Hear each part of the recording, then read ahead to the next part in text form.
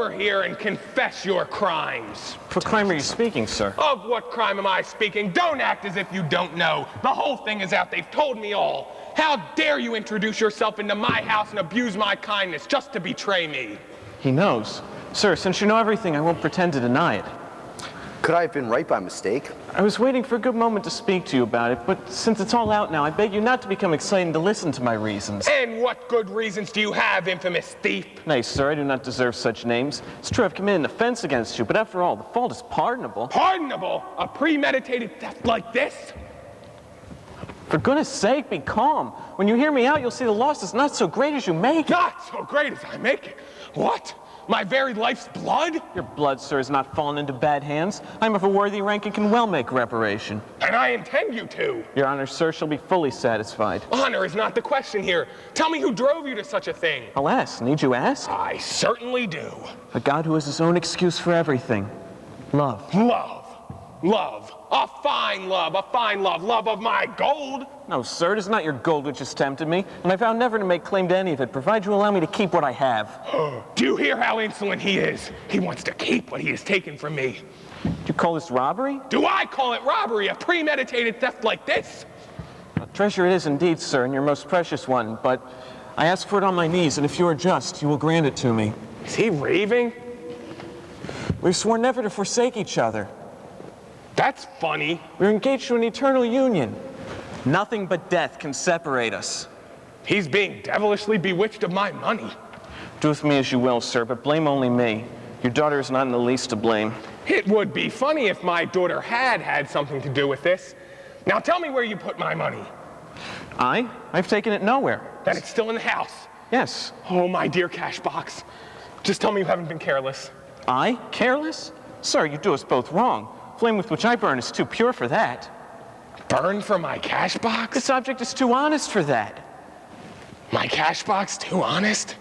I'd prefer to die than allow a single wrong thought with those fair eyes to inspire me. The fair eyes of my cash box? He talks of it as if a lover speaks of his sweet one. Sir, my passion was entirely honorable in persuading your daughter to plight me her troth. My daughter signed you a promise of marriage? Yes, sir, and I have signed her one. Oh, good grief. Oh, good grief. Complete despair. Complete despair.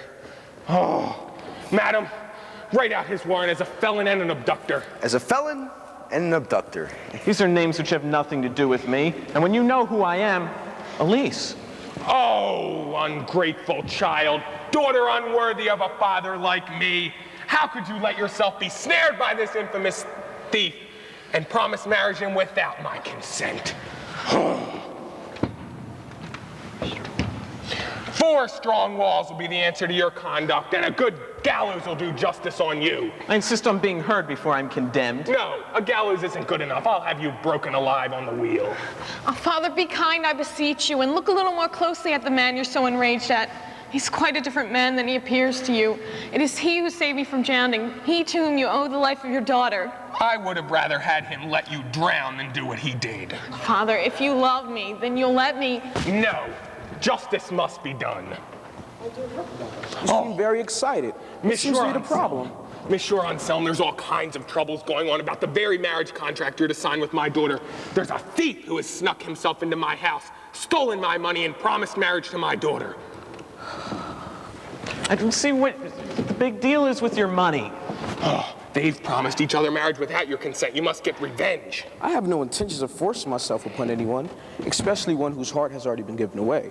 But for your other interests, I would say the justice is done. I don't see what crime you can make of my love for Elise. And when you know who I am... I don't give a hang who you are. The world is full of imposters who go around picking up the first name that comes into their heads and using it as their own. I'm too honorable to take any name which does not belong to me. Anyone in Naples could testify to my Young rank. man, watch what you say. You're speaking before a person who knows Naples very well, can see through your little story. I'm not afraid. If you know Naples, you know who Don Thomas d'Alberci was. I certainly do. Few people know him better than I. Oh, bother your Don Thomases or Don Martins or...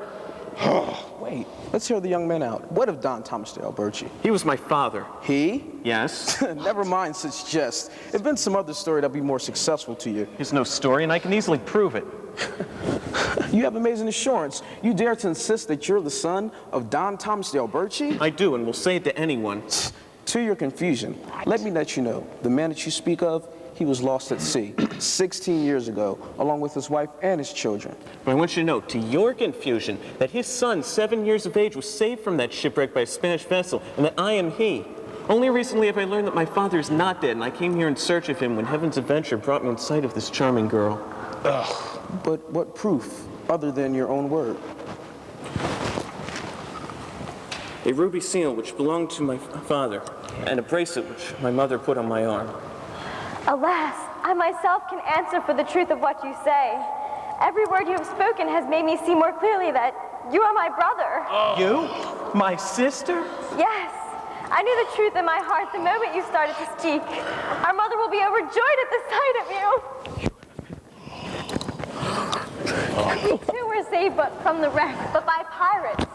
After years of bondage, we escaped and returned to Naples, but found our home gone and could hear no news of my father. So we came here, where mother grows more sad every day. O heaven, how great is thy power and miracles wrought. Embrace me, my children, and share the joy with your father. You? Our father? Is it for you my mother grieves? Yes, my daughter. Yes, my son.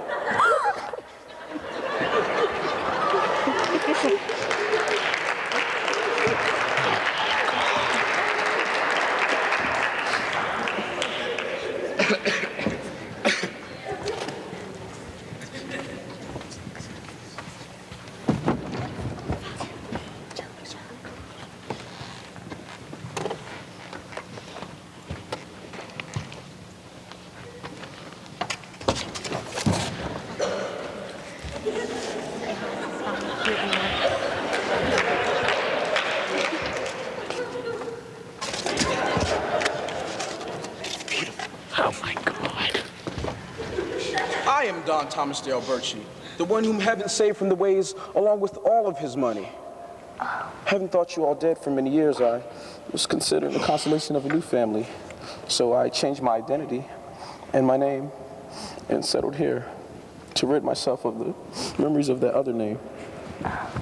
Then this is your son? Yes, Good, then I'll make you pay for the money he's stolen from me. he has stolen. The very same. Who's told you such a thing? Master Jacques. Oh, he was there a minute ago. Did you tell me that? Did you tell him that? Can you believe that I did such a thing? Believe it or not, I want my money back. Stop tormenting yourself, Father, and don't accuse anyone. I have what you want. If you allow me to marry Marianne, your money will be returned to you. Where's my cash box? Never mind that. Everything depends upon me. And you have your choice. Either give your consent to that of her mother, or lose your cash box. Fine, just give me back my money. But you do not know now that this consent is not enough. For heaven has restored me a brother, and a father from whom you must obtain me. My dear Harpagon, heaven has not returned me to my children to go against their own wishes. You know far well that a daughter will settle for the son sooner than a father. Fine. Consent on this marriage as I do. Fine, just give me my money back. Just give me my money. Here it is, safe and sound.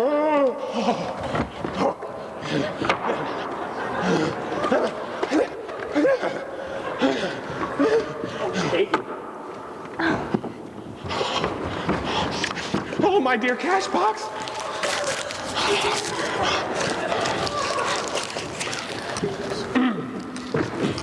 I have no money to offer my children in marriage. Well, I do. Don't let it bother you.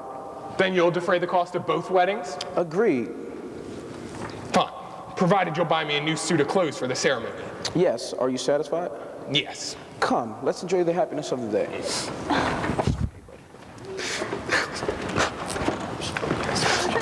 Wait a minute, gentlemen, wait a minute. Who pays for my work? We want nothing of your business. But I don't do it for nothing, not I. Here's a fellow I'll give you to hang for payment. Look at that. They beat me for lying, and now they're going to hang me for telling the truth. My dear Harpagon, you must forgive him of his little lie, has told. Then you'll pay the magistrate? No problem. Come on, let's enjoy the joy with our children. But first, I must get my dear money. That way.